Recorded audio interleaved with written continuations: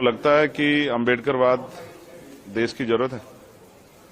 अम्बेडकरवाद को समझिए, समता, समानता, बंधुत्व, भाईचारा, मैत्री, हर इंसान को बुनियादी सुविधाएं और सम्मान का जीवन मिले।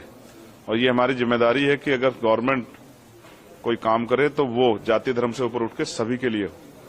गवर्नमेंट की कोई पॉलिसी ऐसी ना हो जिसमें किसी का कोई नुकसान हो। निगेटिव सोच के साथ गवर्नमेंट काम ना करे, पॉजिटिव सोच के साथ काम करे।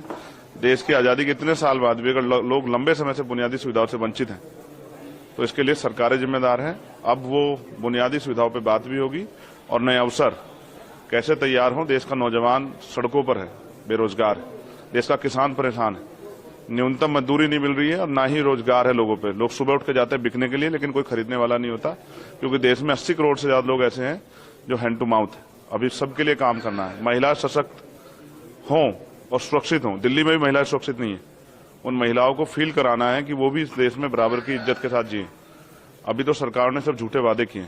सरकार ने जो वादे किए उनको पूरा कराने के लिए सरकार से सवाल करेंगे। आपको लगता है कि कई जगह नाम बदले जाने की एक राजनीति होती है कि इसका नाम रख दो, उसका नाम रख दो, अम्बेडकर की मूर्तियां तोड़ दो, और एक दबाव की एक सोसाइटी है जो कि दबाव के अंदर काम करती है। ये निगेटिव थॉट है और ये इस निगेटिव थॉट को कब तक देश सींचता रहेगा, ये सवाल है। देश आजाद हो गया, अब भी अगर जाति के आधार पर या धर्म के आधार पर उत्पीड़न होता है तो देश को सोचना चाहिए।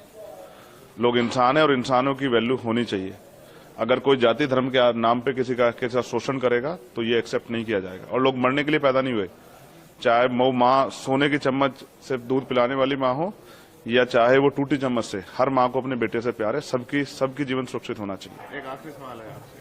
मेरे जैसे बहुत सारे लोगों की जरूरत है और मैं प्रयास करूंगा आजाद समाज पार्टी के जरिए वो पार्लियामेंट में आए। एक आखिरी सवाल है। प्रधानमंत्री मोदी कहते हैं कि ईवीएम में किसी ने दोष नहीं दिया इस बार के रिजल्ट में। आपको लगता है कि ईवीएम में कुछ गड़बड़ी है या फिर ऑपोजिशन का एक बहुत बड़ा चिन्ह है ईवीएम? देखिए, जिन चीजों पे संदेह होता है उन पर चर्चा होती है। पिछली बार भी बहुत सारी चर्चा हुई थी और चर्चा होनी इसलिए भी जरूरी है क्योंकि ये लोकतंत्र ही हमारी सबसे बड़ी पूंजी है।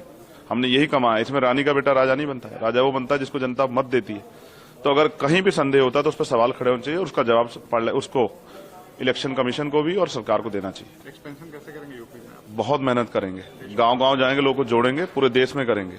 बहुत बड़ी जिम्मेदारी है और वो एक बहुत बड़ा समाज जो उम्मीद लगाए बैठा है कि चंद्रशेखर आजाद के जरिए बाबा साहब अम्बेडकर और माननीय काशीराम साहब का अधूरा सपना पूरा होगा।